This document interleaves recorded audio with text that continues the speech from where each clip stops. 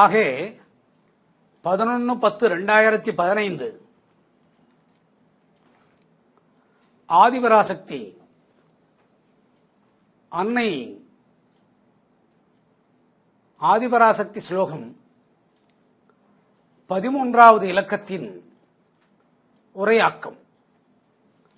இந்த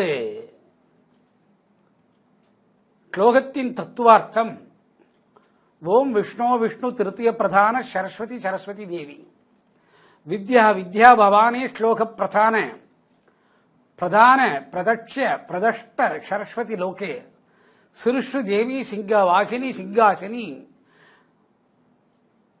திரேக அங்க சுந்தரி சரஸ்வதி தேவி பிரதான வித்யா சகசிரார நர்த்தன சக்தி சக்தீஸ்வர பூஜா சரஸ்வதி துர்கா ரூபிணி லட்சுமி விஷ்ணு பூஜா சக்தி தேவி தேவி தேவி ஆதிபராசக்தி மாதா பாத நமஸ்துதே. இது 10 வரிகள் கொண்ட இலக்கு. இது அன்னை ஆதிபராசக்தியின் ஸ்லோகமான 13வது எண்ணுக்குள்ளே வருகிறது. இதனுடைய தாத்பரியம் வித்யா என்ற தாத்பரியத்திற்குள்ளே அன்னை ஆரம்பித்திருக்கிறாள். இதுபோன்று 108 ஸ்லோகங்களை எழுதியிருக்கிறேன். 10 வரியாக 55வது ஸ்லோகத்திலிருந்து 10, 15, 20 வரிகள் தொடர்கின்றன. இதில் எழுதப்பட்ட போது இதனுடைய பொருளாக்கம் விளங்கவில்லை.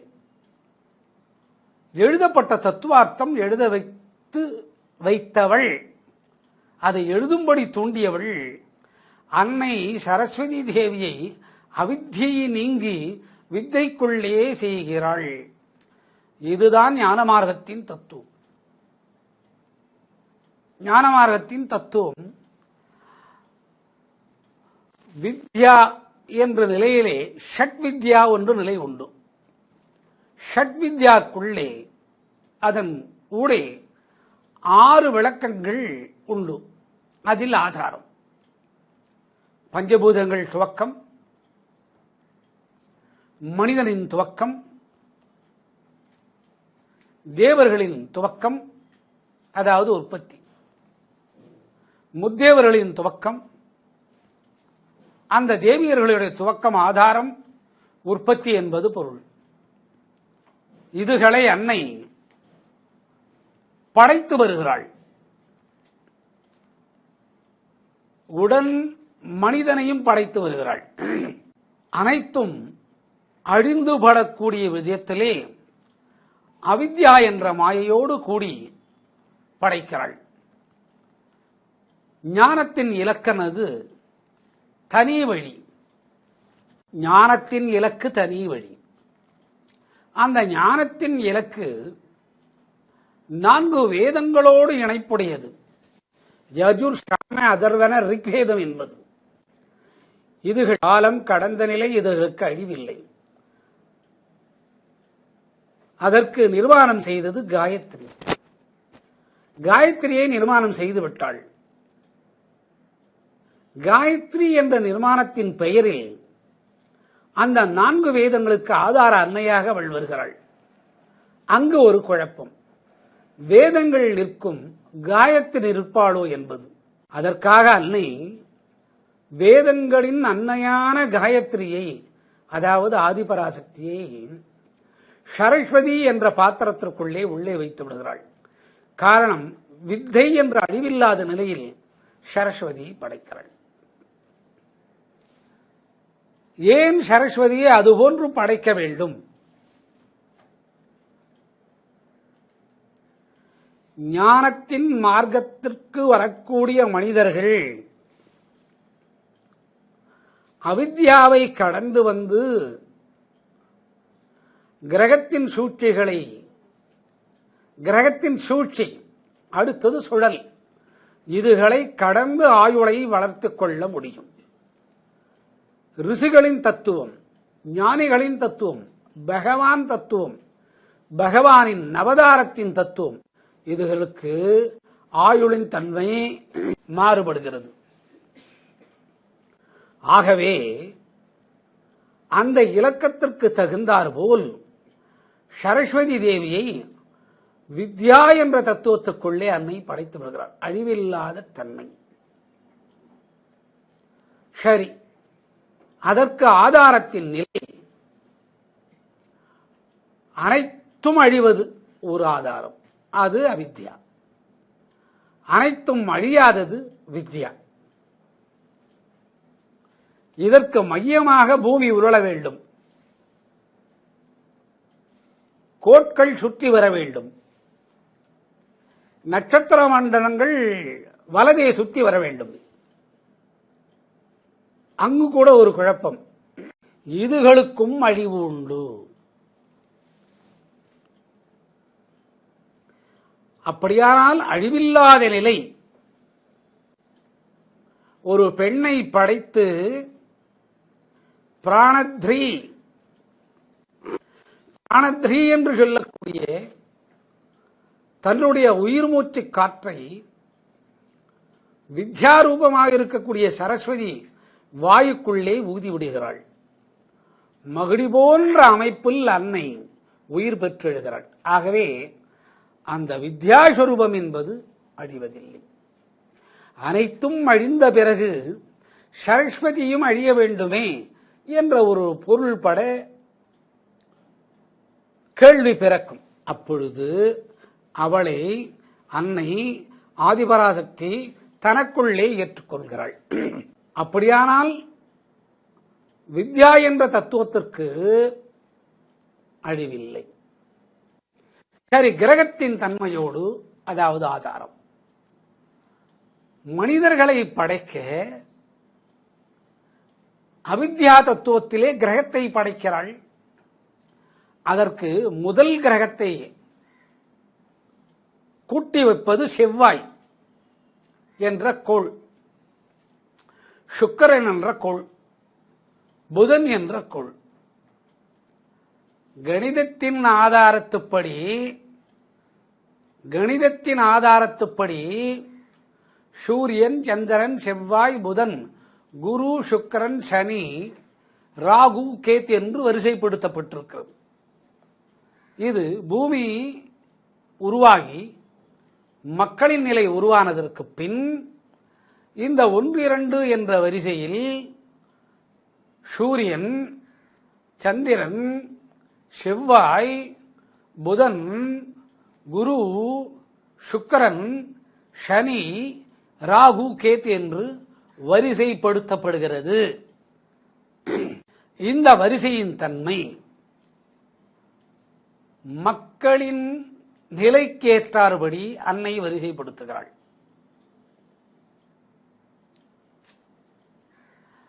அந்த மக்களின் நிலைக்கு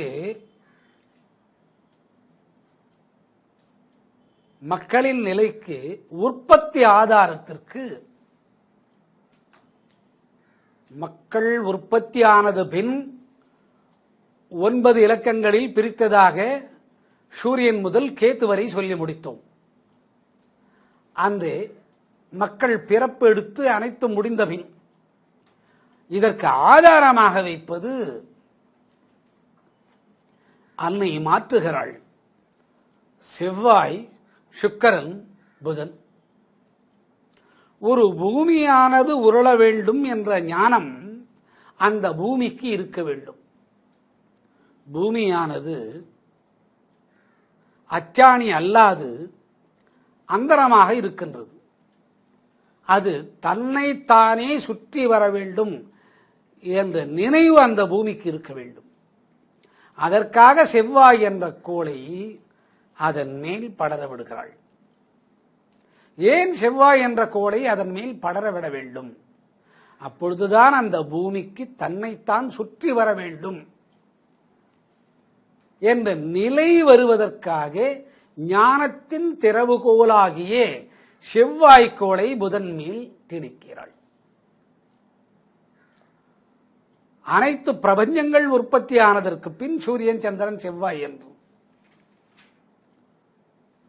இது ஆதாரம். அடுத்து சுக்கிரன் என்ற கோளை நிர்மாணிக்கின்றாள். 64 பகுதிகளாக பிரித்து 32 இரவுக்கும் 32 பகலுக்கும் 32 கூட்டல் 32 64. தன்னுடைய ஆன்மீக சக்திதனை அனைத்தும் மகாவிஷ்ணு என்ற புதன்கோள் படைப்பின்படி பூமிக்கு மேல் புதனை நிறுவுகிறாள். இது தெய்வீகத்தின் ஆதாரம். இந்த ஆதாரம் அழிவற்ற ஞானிகளுக்காக வித்யாஸ்வரூபத்திலே படைக்கப்படுகிறது.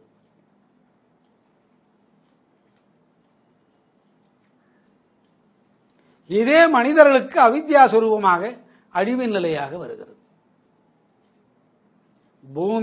பூமி தன்னைத்தானே சுற்றி வர வேண்டும் என்ற கவனம் பூமிக்கு இருக்க வேண்டும்.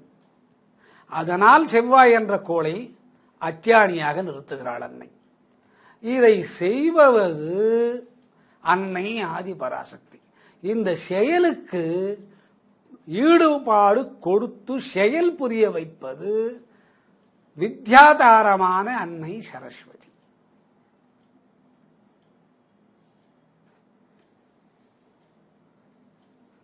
அடுத்து இந்த பூமிக்கு நிழல் ஆதாரம் வேண்டும். நிழல் ஆதாரம் சந்திரனை உற்பத்தி செய்து குளுமையான நிறத்தினை அந்த பூமி உருண்டைக்கு கொடுத்து வருகிறாள். காரணம், பிரளயம் வந்தபோது அந்த பூமியானது நெருப்பு கோளமாகி உருகி கடலுக்குள் அமிழ்ந்து போனது. அமிழ்ந்து போய் இருக்கிய அந்த கட்டியானது உருண்டையாக மேலே வந்தது. முக்கால் பகுதி நீரும் கால் பகுதி நிலமும். வந்த வேகத்தினால் அது மீண்டும் உருகலாகாது என்பதற்காக சந்திரக்கோளை பூமியின் மேல் படர வைக்கிறாள். பூமியானது சாந்தமாகிறது. அதாவது இதன் ஒரு நிலை அவித்யா தத்துவம், ஞானிகளுக்கு இது வித்யா தத்துவம்.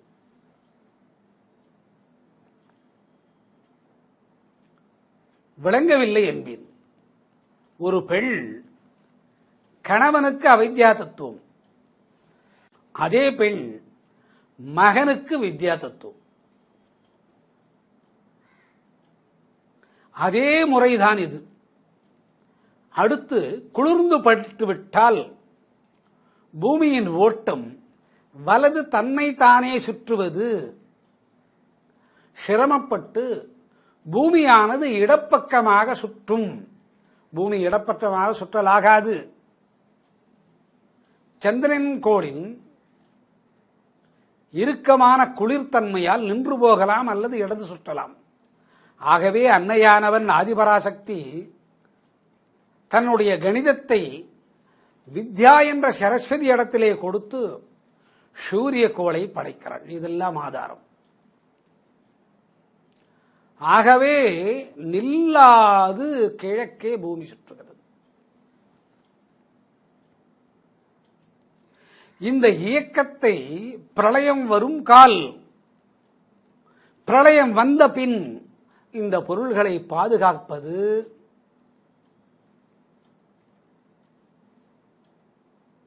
வித்யாரூபமான சரஸ்வதி தேவியின் நிலை. மீண்டும் தென்மேற்கு நிலை உயர வேண்டும் என்று புதனை மீண்டும் அங்கே படைக்கிறாள். தென்மேற்கு தள்ளி மேற்கு வழியாக வர வேண்டும் என்று சுக்கிரக்கோளை அங்கே நிறுவுகிறாள். வடமேற்குக்கு மேல் வலது புறத்திலே செவ்வாய்க்கோளை நிறுவி வைக்கிறாள். மீண்டும் வடமேற்கை. இது ஆதாரம். இதே ஆதாரத்தை மனிதர்களுக்கு கொடுக்கக்கூடிய காலத்தில் இந்த கிரகத்தின் நிலையில் 27 நட்சத்திர மண்டலங்களை சுற்ற விடுகிறாள். 27 நட்சத்திர மண்டலங்கள் அஸ்வனி, பரணி, கிருத்திகை, ரோகிணி, மிருஷம், திருவாதிரை, புறப்பூசம், பூஷம், ஆயில்யம். மகம், பூரம், உத்தரம், அஸ்தம், சித்திரை, சுவாதி, விசாக, அனுஷம், கேட்டை. மூலம், பூராடம், உத்திராடம், திருவோணம், அவிட்டம், சதயம், பூரட்டாதி, உத்திரட்டாதி, ரேவதி 3 பங்காக பிரித்து ஒரு பங்குக்கு 9 வைத்து 27 கோலை வலதாக சுட்ட விடுகிறாள். ஏன்? மனிதனின் உற்பத்தி இந்திரிய லாபத்தை வைத்து படைக்கிறாள். புலன் இன்பங்களின் இந்திரிய லாபத்தை வைத்து வித்யாபவானியான சரஸ்வதி தேவியை வைத்து அன்னை ஆதிபராசக்தி படைத்து விடுகிறாள். அதனால்தான் ஒரே வரியில் எழுதினான், அச்சுதா அமரரே. அந்த உருண்டைக்கு அச்சாணியாக மகாவிஷ்ணு இருக்கிறான் என்று சொல்கிறார். அந்த அச்சாணி நிலைத்திருக்க வேண்டும் என்றால் அது வித்யாபவந்து என்று சொல்லக்கூடிய அன்னை ஆதிபராசக்தி வழியாக வந்த சரஸ்வதி.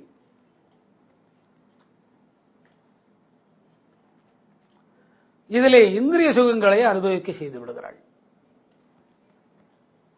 இப்பொழுது மனிதனின் தன்மை இதற்குள்ளே ஊடுருவுகிறது.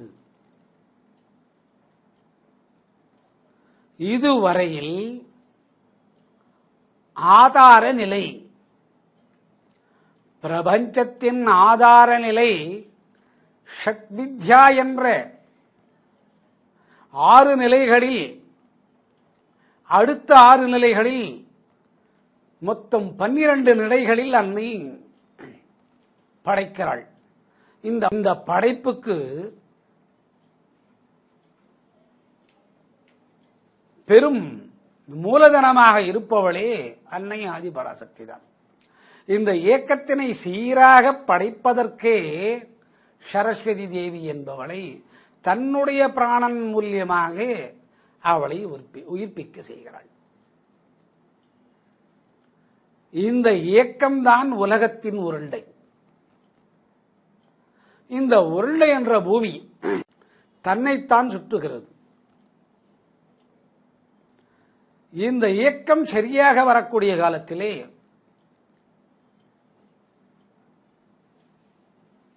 பின் மனிதநேயத்திற்கு முன்பு சொன்னோம், செவ்வாய், சுக்கிரன், புதன், சந்திரன், சூரியன், புதன், சுக்கிரன், செவ்வாய், குரு, சனி, குரு என்று சொன்னோம். அது துவக்கத்தின் ஆதாரம். மனிதன் 6 அறிவு வரை படைத்த பின் சூரியன், சந்திரன், செவ்வாய், புதன், குரு, சுக்கிரன், சனி, ராகு, கேது என்ற கோள்களிலே படைத்து விடுகிறாள். இந்த படைப்பு 2 வகையாக செய்கிறாள். அவித்யா வித்யா. அவித்யா வித்யா ஒன்று பூமி, பூமியின் நிலை, அதை சுற்றி வரக்கூடிய கோட்கள், அதனுடைய படைப்பு. அவை கூட அவித்யாவில் தான் அடங்குகிறது. அழிவு. மனிதனுக்கு முன்னுள்ள 5 அறிவுகள், அதற்கு ஒரு தகுப்பு, அது கூட அவித்யில் தான் வருகிறது. இவை அனைத்தும் எதற்காக படைக்கப்படுகிறது? வித்யா என்ற அன்னை ஆதிபராசக்தியை தெரிந்து கொண்டால் சரஸ்வதி தேவியின் சிருஷ்டி, மாயை கலவாத சிருஷ்டி, இதை உணர்ந்தவன் தான் மகாவிஷ்ணு. அதற்காகத்தான் அவனுக்கு 10 அவதாரங்கள். வித்யா என்ற நிலையிலே அவதாரத்தை எடுத்து அவித்யாவுக்குள் சென்று அழியும் தன்மை காட்டி, வித்யாரூபத்திலே இருந்து வந்த விஷ்ணு பல பிறப்புகள் எடுப்பது காட்டி அவித்யைக்குள் புகுந்து அந்த உடலை விட்டு மீண்டும் வித்யா என்று சொல்லக்கூடிய மாலவனாக நிற்கின்றான். இதுதான் ஆதாரம். இந்த ஆதாரத்தின் கணக்கெடுப்பு, நாட்கள் எடுப்பு மிகவும் வேகமாக போகும். நம்மால் கணக்கிட முடியாது. சரி, கணக்கெடுக்க முடியாத ஒரு விஷயத்தை ஏன் சொல்ல வேண்டும்? காலத்தின் அளவு கணக்கெடுக்க முடியாத உண்மை, சொல்ல வேண்டிய அவசியம் இல்லை. ஏன் சொல்கிறாள் அன்னை? எதற்காக ஆதிபராசக்தி இந்த கணிதத்தை இங்கே கொடுக்கிறாள்? ஒரு மனிதன், ஆறாவது அறிவு கொண்ட மனிதன் விஞ்ஞான ஞான மெய்ஞானத்தில் காணும்போது இந்த காலத்தின் அளவு அவனுக்கு கடுகுக்கு சமம். கடுகுக்குள்ளே உலகத்தை வைக்கலாம். கடுகையும் அந்த அளவுக்கு சுருக்கின இடத்திற்குள்ளே உலகத்தை அடுக்கலாம். அந்த கடுகை கூட உலகத்தின் அளவுக்கு விரிவாக்கம் செய்யலாம். இது அன்னையால் முடியக்கூடிய ஒரு விஷயம். இந்த காலத்தின் அளவின் தன்மையை மகரிஷிகள் புரிந்து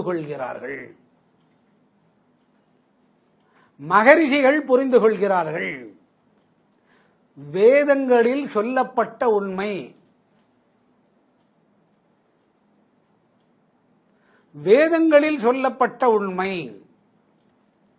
இந்த உண்மையான விஷயத்தை தான் சிருஷ்டி தேவி சிங்கவாகினி சிங்காசன, 5வது வரி.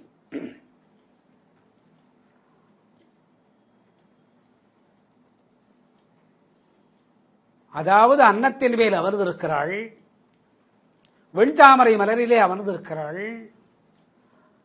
சரஸ்வதியின்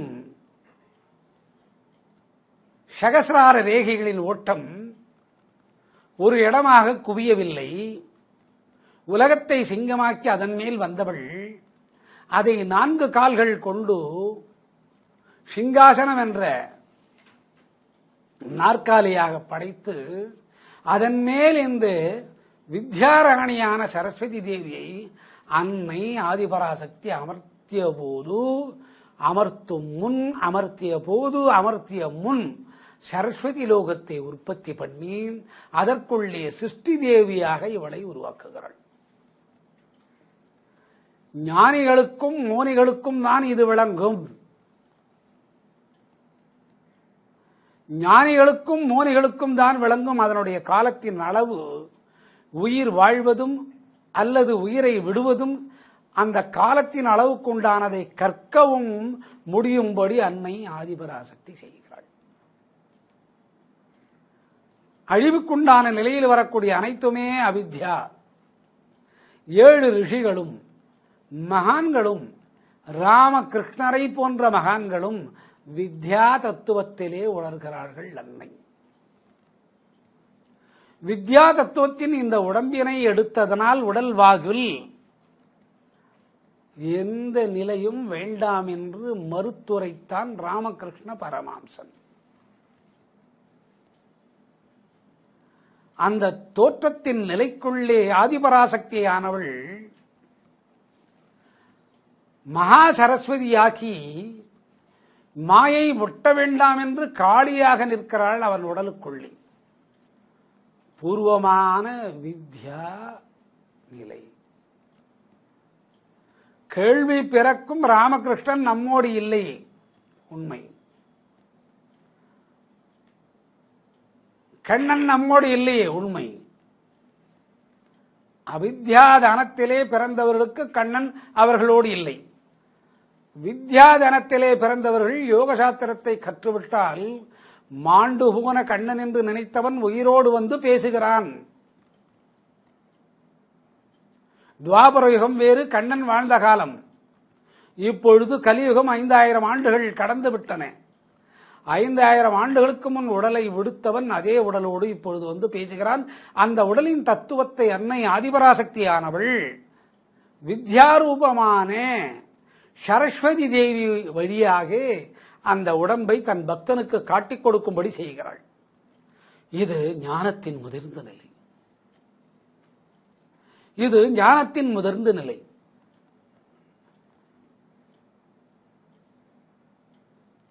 இதில் 108 ஸ்லோகங்கள் எழுதி 10 ஆண்டுகள் மேல் கடந்து விட்டது.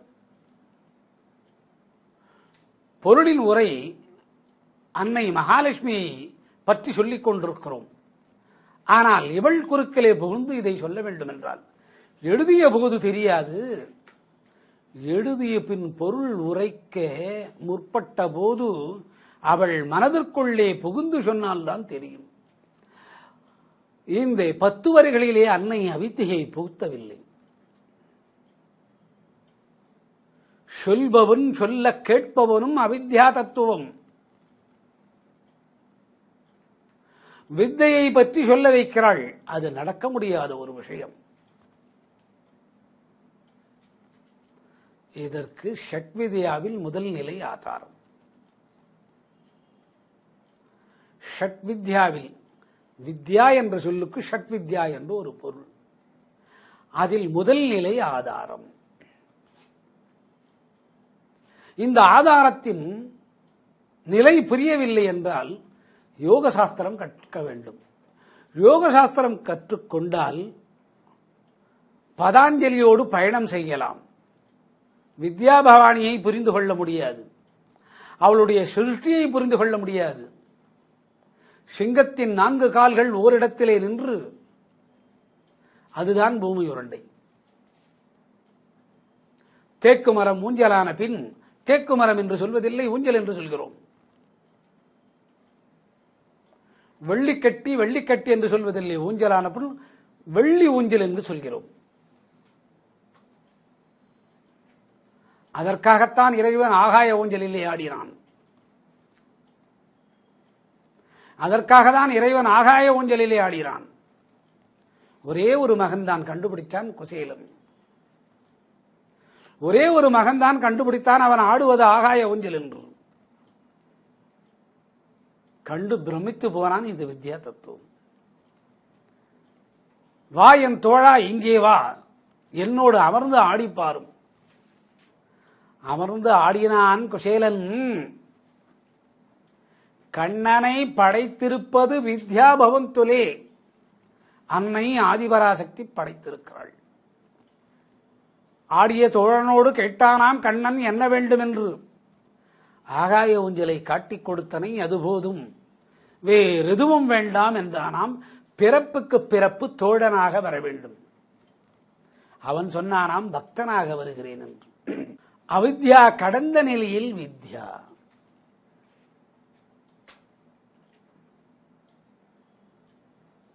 தானும் கண்ணனாகி குசேலன் அனுபவித்தான். குசேலனே தான் கண்ணனாகி அனுபவித்தான். தான் கண்ணனாகும் தத்துவத்தை யார் வழியாக படைக்கிறாள் அன்னை என்றால் ஆதிபராசக்தியின் வழியாக. அவள் கற்ற கல்வியை வைத்து சரஸ்வதி தேவி வழியாக குசேலனை கண்ணனாக்கி மகிழ வைக்கிறாள். கண்ணனாக்கி மகிழ வைத்தால்தான் ஆகாய ஊஞ்சலிலே இடம் பெற்று ஆட முடியும். தோழமை வேண்டாம், பக்தி வேண்டும் என்றான். இதுதான் பக்தி யோகம். ஞான கர்ம ராஜயோகத்தினை கடந்த நிலை. அது முன்னுக்கு பின் வரலாம், வரிசைப்பட்டு வர வேண்டும் என்பதில்லை.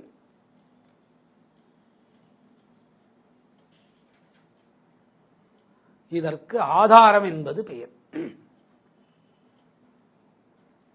ஆதாரத்தின் நிலை ஒரே குழப்பமாக இருக்கும். வித்யாரூபத்திலே இருக்கக்கூடியது அவித்யாரூபத்திலே இருக்கக்கூடியது, அவ்வளவுதான். இளமையில் கல் என்று சொல்லியிருக்கிறார்கள். கற்ற கல்வி மரணம் வந்தபோது மறந்து போகும்.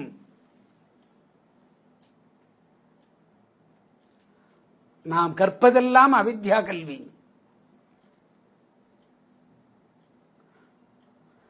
ஞானம் என்பது வித்யா கல்வி.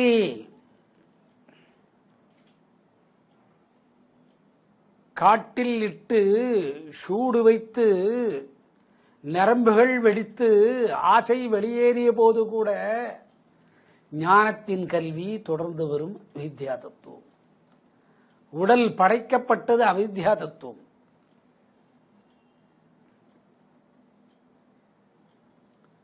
அதற்காகத்தான் ஒரு ஆழ்வார் பேயாழ்வாராக மாறினான்.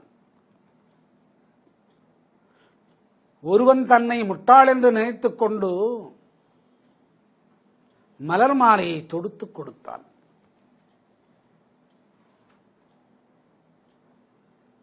இன்று மாலை தொடுத்து கொடுத்து அரங்கனுக்கு சாத்தியாகிவிட்டது. மறுநாள் மாலையை மாற்ற வேண்டும். எம்பெருமான் அதற்கு ஒற்றுக்கொள்ளவில்லை. காயவில்லையடா இந்த மாலை என்றான். இப்படி 29 மாலைகள் நின்றது.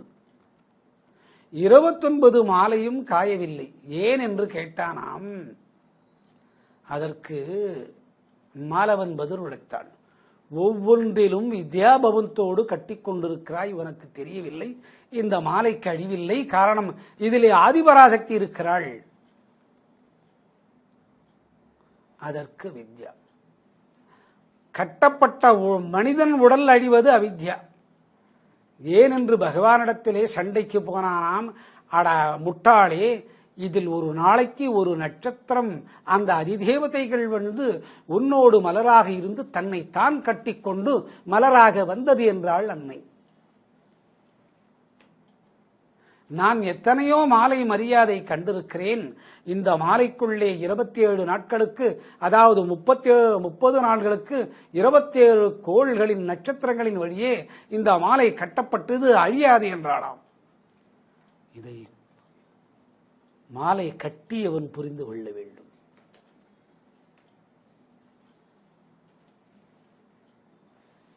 அந்த ஆழ்வானை பார்த்துதான் ஆண்டாள் திருடிக்கொண்டு பாமாலையை சாத்தினாள். ஆனாலும் அடியவனின் மாலைதான் அழிவற்ற மாலை. இதில் பக்தி இருந்தது, ஆண்டாளின் மாலையிலே காதல் இருந்தது. புரியவில்லை என்பேன். மனைவி கடுகெடுத்து திட்டிவிட்ட கணவனை சற்று நேரம் கழித்து அந்த மேனியை பார்த்து காதல் ரசத்தோடு அனுபவிப்பாள். இவன் எல்லாம் ஒரு ஆத்துக்காரன், ஆனால் ரசனை காதல் நயத்தோடு இருக்கும். இதுதான் உண்மை. ஆனால் பக்தன் கட்டிய மாலை வித்யா தத்துவத்திற்குள்ளே. அப்படி என்றால் செவ்வாய் சுக்கிரன் புதன், சந்திரன் சூரியன் புதன், சுக்கிரன் செவ்வாய் குரு சனி குரு என்ற வரிசைப்படுத்தப்படாத, அதாவது பூமிக்கு ஆதாரமான கிரகங்களுக்கு ஆதாரமான நிலையில் அந்த மாலை கட்டப்படுகிறது.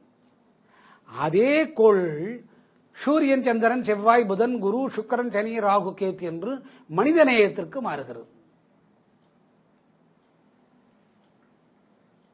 இவ்வளவுதான் விதி.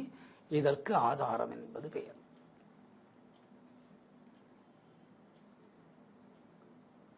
இந்த ஆதாரமே அவித்யா தத்துவத்திலே அழிவதற்கு பல காலமாகும். ஆயுளை நீட்டிக் கொள்ளலாம்.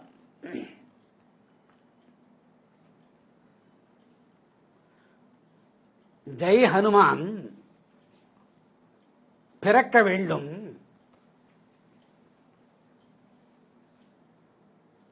வானரப்படையிலே பிறக்க வேண்டும். அன்னை கணிதத்தை எடுக்கிறாள் ஆதிபராசக்தி. வித்யாராணியான சரஸ்வதியை உடனழைத்து இவனை எப்படி படைப்பது? பிரம்மத்தை அழைத்தவுடன் அவள் சொல்கிறாள், மனிதனுக்கு மாறுபட்ட விஷயமாக படைத்து விடலாம். பிரம்மத்தின் நிலை தீர்ந்தது. அன்னை ஆதிபராசக்தியும் சரஸ்வதி தேவியும் கூட்டல் கணக்கை கூட்டி கழித்து பார்க்கின்றார்கள். ஆதாரத்தின் நிலை வாயுவை ஆதாரமாக வைத்து இவனை படைக்க வேண்டும். யார் சொல்லுவது? அன்னை ஆதிபராசக்தி.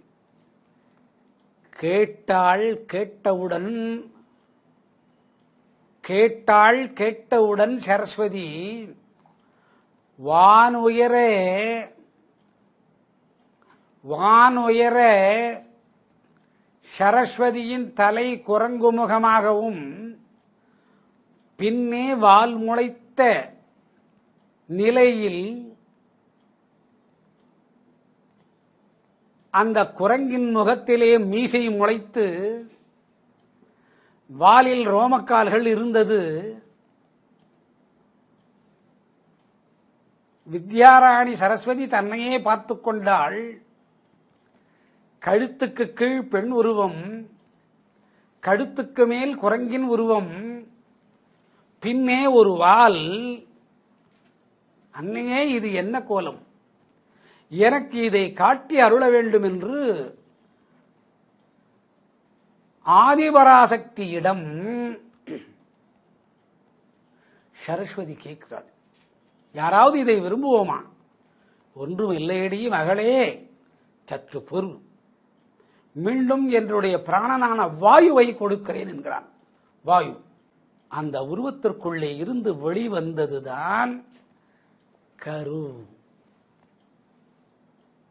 அந்த கரு அஞ்சனையின் வைத்துக் கொள்ளே நின்றது. இது வித்யா தத்துவத்தின் சிறந்த நிலை. இன்று வரையில் ஜெயஹனுமான் ராமநாம ஜபத்தை சொல்லிக் கொண்டு உயிரோடு இருக்கிறான். கிருத்தியாகம் போனது, திருத்தாயுகம் போனது, துவாபர யுகம் போனது, கலியுகம் வந்தது. இது அன்னை ஆதிபராசக்தியானவள் சரஸ்வதி தேவியை தன்னோடு இணைத்து கூட்டல் கழித்தல் கணக்குகளை சீர் செய்து சரஸ்வதிக்குள்ளே இருந்து ஒரு சூன்யத்தை உற்பத்தி செய்து விதை, சூன்யமான விதை, அது ராமனை தவிர வேறு ஒருவரை நினைக்காது. அதற்காக சிவனிடத்திலே இருந்து அக்னியை வாங்கி அந்த சூன்யத்திற்குள்ளே புகுத்தி 12 ஆதாரங்கள், 1வது 12 நிலை, 3வது வித்யா, ஷட்வித்யாவுக்குள் 12 நிலை, முதல் நிலை 6, அடுத்த நிலை 6ல் கடைசி பகுதியான 6வது நிலையில் அவித்யா சூன்யம் என்று ஒன்று வருகிறது.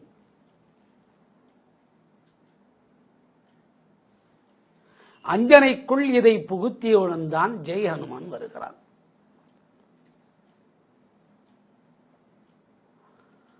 இந்த மகா தத்துவத்தின் இயக்கத்தை தான் சரஸ்வதி தேவி சிருஷ்டிக்கின்றாள். இந்த சிருஷ்டியின் 2 பகுதிகள், ஒன்று ஆன்மீகமல்லாத 1 முதல் 6 அறிவு உள்ள நிலை, 2வது எப்படி பிறப்பினும் வித்யா நிலை, அழிவற்ற நிலை. இதற்கு ஆதாரம் என்பது பெயர். ஆதாரத்திற்கே இத்தனை மையம். அனைத்தும் அவித்தைக்குள் அடங்கி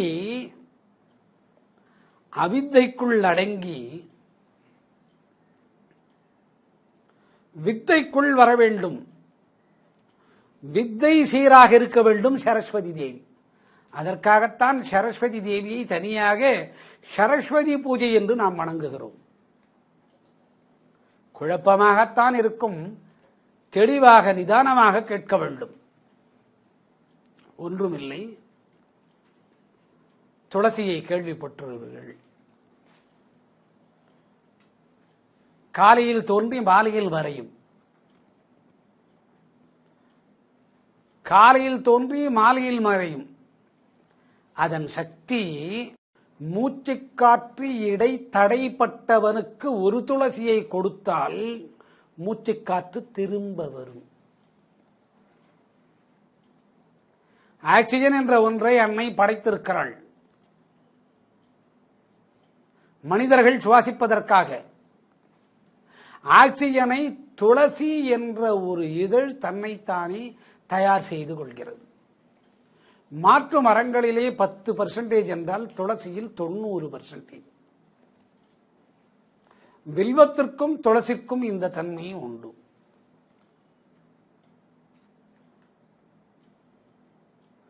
தீர்த்துளா என்பார்கள். இவை அனைத்தும் அவித்யா தன்மையோடு கூடிய வித்யா. அதனால் வரும் ஞானம் அழியாது. இதுதான் ஆதாரம்.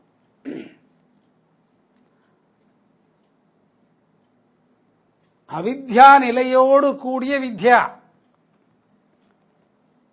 குழப்பம் மேலோங்குகிறது.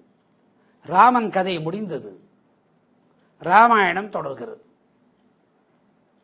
மகாபாரதம் கதை முடிந்தது, தொடர்ந்து வருகிறது. கண்ணனை காண நினைக்க கோடிக்கண்கள் வேண்டும். கண்ணனை காண கோடிக்கண்கள் வேண்டும். இந்த வித்யாபவானியும் ஆதிபராசக்தியும் காண 2 கண்கள் போதும். இந்த 2 கண்கள் அதை கண்டுபிடித்தால் கோடிக்கணக்கான கண்களுக்குள்ளே அடங்காத ராமனும் கண்ணனும் 2 கண்ணுக்குள்ளே அடங்கி விடுகிறான். அதற்காகத்தான் மனிதனுக்கு 2 கண்கள். 10 தலை ராவணனுக்கு 20 கண்கள்.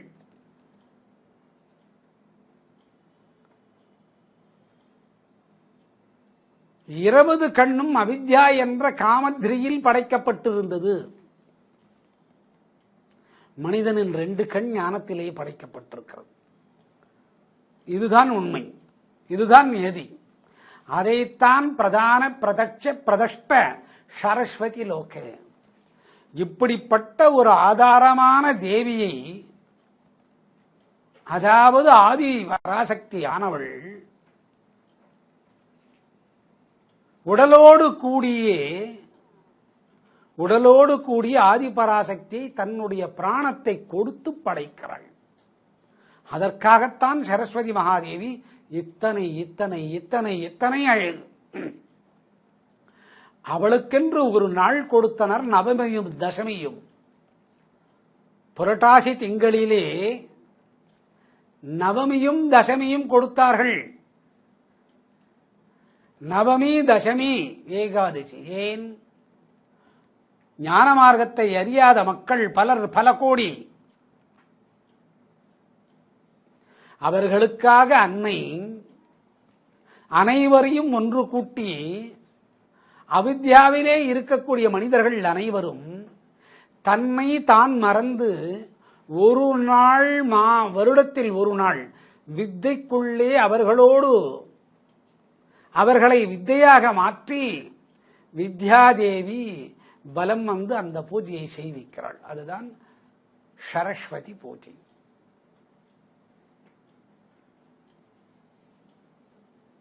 நவதுர்கா காலத்திலே இது வருகிறது. வனதுர்கை, சூல்னி துர்கை, ஜத்தியத்தை துர்கை, சாந்தி துர்கை, சபர துர்கை, ஜொல்ல துர்கை, லவண துர்கை, தீப துர்கை, அசுரு துர்கை. ஜெயம் கிடைத்த பின் சரஸ்வதி துர்கை.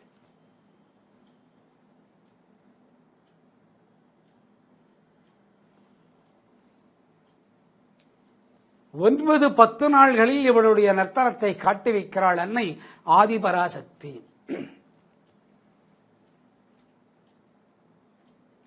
இன்று வரை ஜெயமான் இருக்கிறாள்.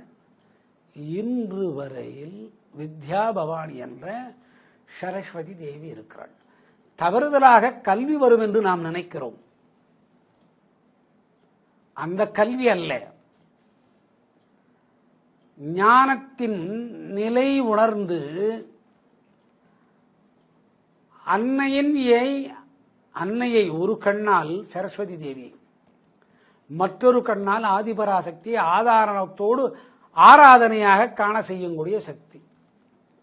அதனால் திரேகே அங்க சுந்தரி சரஸ்வதி தேவி பிரதான வித்யா சகசிராரே.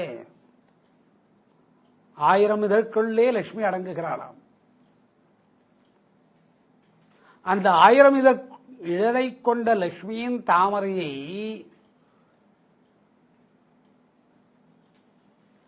காய்ந்து விடாமல் பண்ணுவது சகசிரார நர்த்தன சக்தி.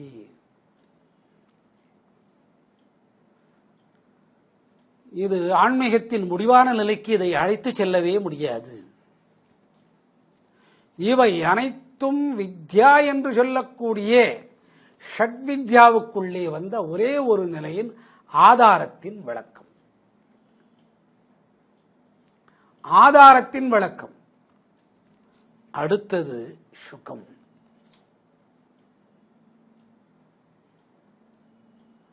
அடுத்தது சுகம். சுகத்தின் தன்மை.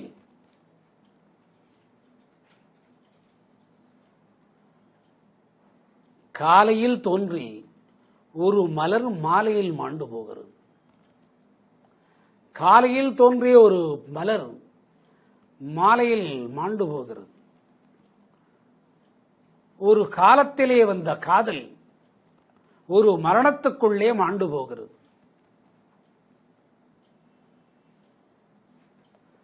அடுத்த பிறப்பு என்று ஒன்று வருமானால் இன்னாருடைய கணவன் இன்னாருடைய மனைவி என்பது தெரியாது. இன்னாருடைய மனைவி இன்னாருடைய கணவன் என்று தெரியாது. இந்த நிலையை அடுத்த பிறப்புக்கு இவள் என்னோடு வாழ்ந்தாள், நான் அவளோடு வாழ்ந்தேன், முப்பிறப்பின் நிலையை தெரிந்து கொள்வது சுகம்.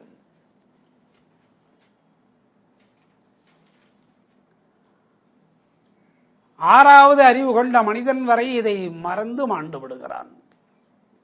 அடுத்த பிறப்பிலே இந்த கவனம் வருமானால் அது சுகம். விளங்கவில்லை. ஒரு மகானுக்கு ஒருவள் தினமும் ஆகாரத்தை பண்ணி கொடுத்தாள். அவள் குளிப்பதில்லை. மலஜலம் போவதும் தெரியாது. மனக்கலக்கத்திலே பித்தம் பிடித்தவள். அவள் அந்த மகானுக்கு உணவு சமைத்து கொடுக்கும் காலம் வரை கவனமிருந்து உணவு பரிமாறிய பின் மீண்டும் கவனம் இழந்து விடுவாள். குடிப்பதில்லை. 1 2 போனது தெரிவதில்லை. கை கால்களை அலம்பிக் கொள்வதில்லை. ஆனால் ஒரு மகானுக்கு உணவை சமைத்து உணவு பரிமாறும் வரை தன்னுடைய நிலை இருக்கிறது.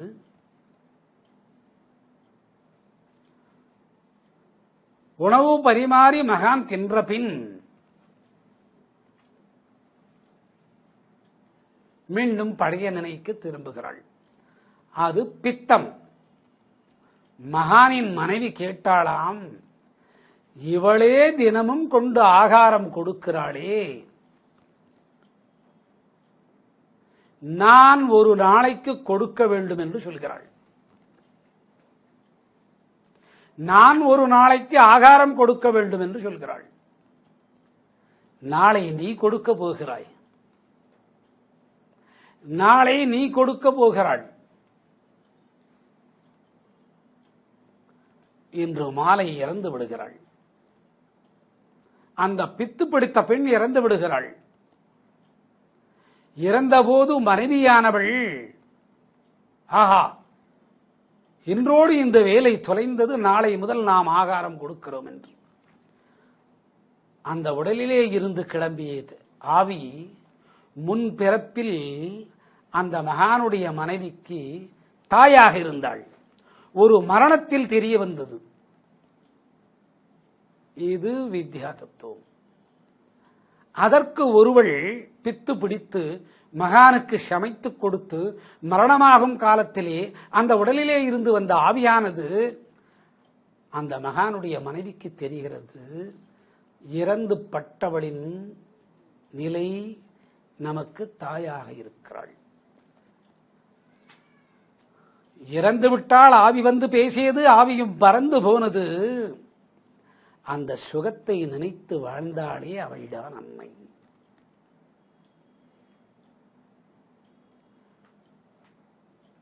பித்தம் என்று தெரிந்திருந்து மாண்டபின் அவள் தாய் என்று தெரிந்த பின் அந்த தாயின் நிலை ஆவியாக ரூபத்திலே வந்து சொன்ன பின் அந்த நினைவு இருக்கிறதே, அந்த நினைவை அழுத்தமாக ஆதிபராசக்தியின் வழியாக சரஸ்வதி தேவி மனதுக்குள்ளே வைக்கிறாளே, அதுதான் வித்யா என்று சொல்லக்கூடிய சுகம்.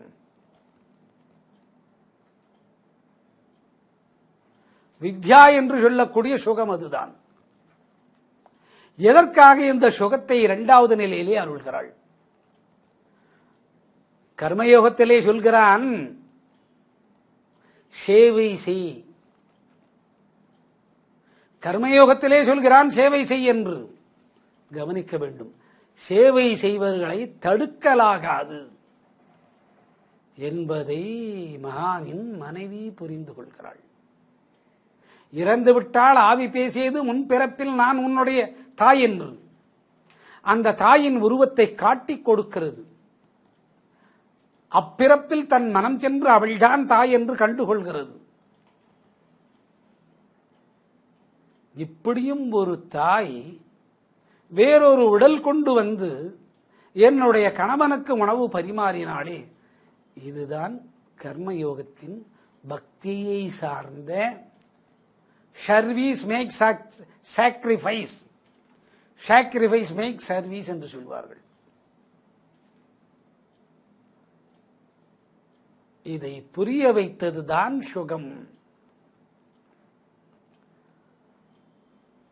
இது மகானின் வாழ்க்கையில் நடக்கக்கூடிய விஷயம்.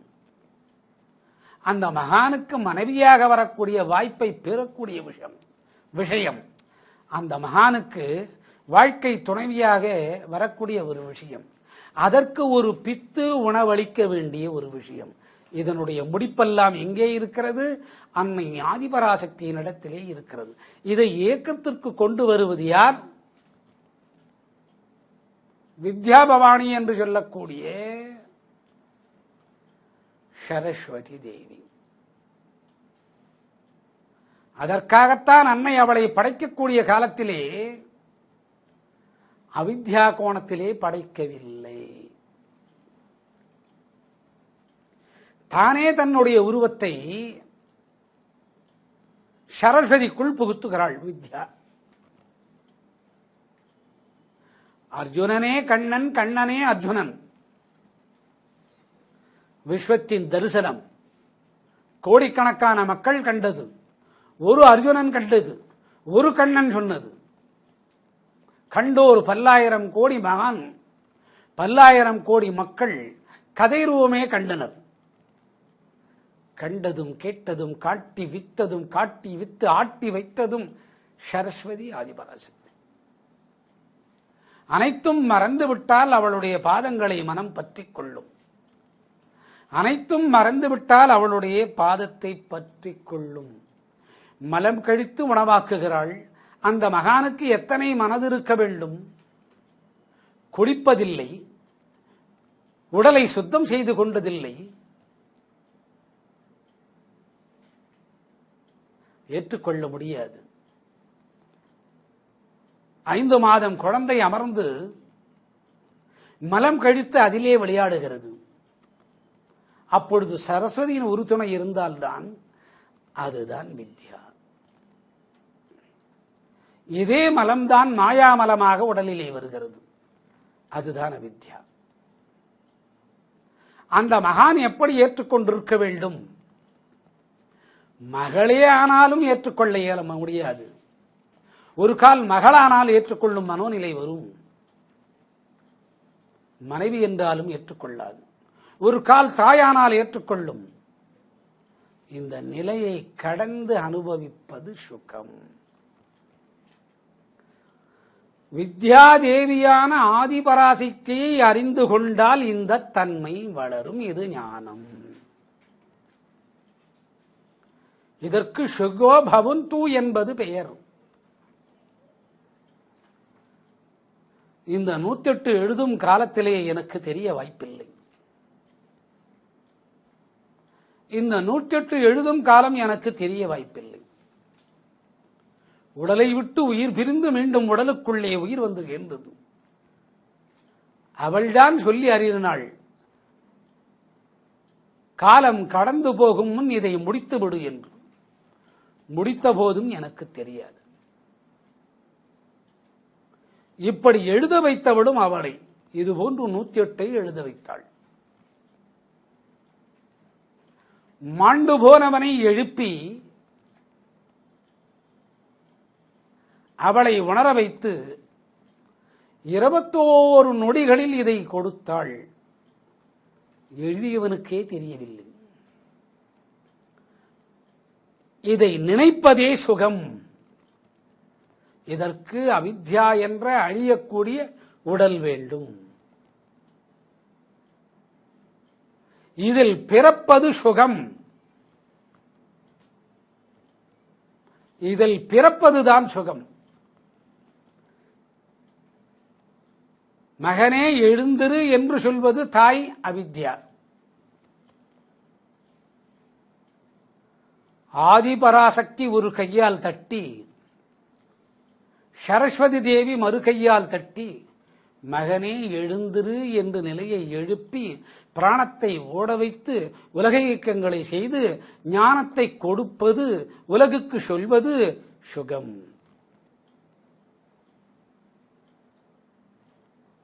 ஏற்றுக்கொள்ளாதது அவித்யா, ஏற்றுக்கொள்வது வித்யா. வித்யாக்குள்ளே இந்த சுகம். சுகத்தின் தன்மை ஆனந்தமயமானது. அதற்காக தான் சொல்கிறாள், ஓம் விஷ்ணு விஷ்ணு திருத்திய பிரதான சரஸ்வதி சரஸ்வதி தேவி வித்யா வித்யா பவனே ஸ்லோக பிரதான பிரதான பிரதட்சய உருவமாக. அனைத்து உருவங்களின் தேவர்களின் உருவங்கள் தெரிவதில்லை. இது பிரத்யட்சமாக அருள்கிறாள் அன்னை ஆதிபராசக்தி. பிரதான பிரதட்ச பிரதஷ்ட சரஸ்வதி லோகே சிருஷ்டி தேவி சிங்கவாகினி சிங்காசன.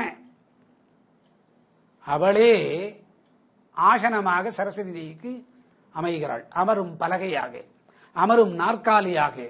திரேக அங்க சுந்தரி சரஸ்வதி தேவி பிரதான வித்யா சகசிரார நர்த்தன சக்தி சக்தீஸ்வர பூஜா சரஸ்வதி துர்கா ரூபிணி லட்சுமி விஷ்ணு பூஜா சக்தி தேவி தேவி தேவி ஆதிபராசக்தி மாதா பாத நமோஸ்துதே. அடுத்து ஆரோஹவரோ ஏறுதலும் இறங்குதலும் எப்படி என்பதை பார்ப்போம். சுகத்தை சற்று விரிவாகவும் பார்ப்போம்.